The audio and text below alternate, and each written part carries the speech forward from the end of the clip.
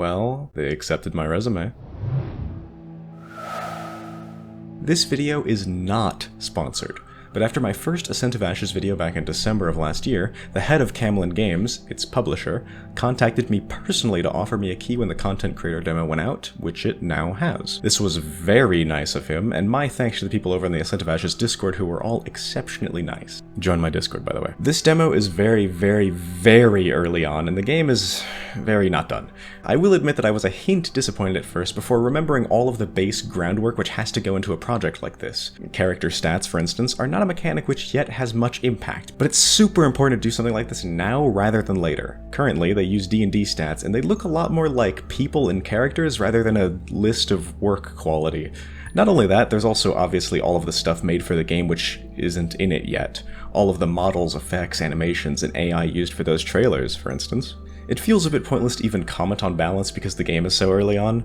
When stuff like cover mechanics don't seem to exist yet, I'll save my breath and talk about other aspects. Additionally, I'm not going to comment on bugs because obviously, enemies spawning in headless T-poses and then the game dropping frames like a dump truck full of windows when there's more than 10 people on screen will get fixed. There isn't a huge amount of genuinely new content to speak about because development is currently very focused on basically emulating a Colony Sims based mechanics rather than adding its own spin yet. This might seem disappointing, but honestly, I think this is a really good sign.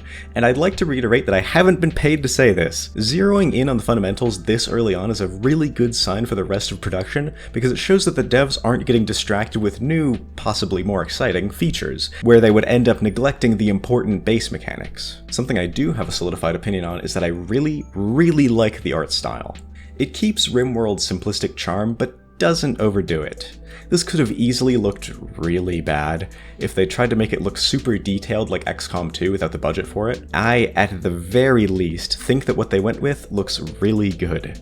I genuinely don't think they could have picked something better. The low poly look combined with all the soft colors look really great in 3D, though I could see characters getting lost in the super green foliage without outlines. Maybe also throw an outline at the edge of cliffs and stuff too, because trying to tell height from the camera's perspective was very difficult for my smooth brain. I mentioned in my original video that I hoped this game would focus more on combat mechanics than RimWorld ever did, and I hold to that. The very XCOM style UI for controlling pawns also implies, to me at least, that firearms will probably offer various abilities like suppression for automatics or a Deadeye adjacent perk for snipers, stuff like that. Obviously, please don't take this as gospel. I don't know what Max's plans for the game are, but it's what I would like to see at the very least. Now this is an exceptionally meta point and very well might be completely irrelevant by the time this game gets into the hands of the public, but I'm very pleased with how this game's files are organized. I am not a game developer, so take how much this truly means with a grain of salt.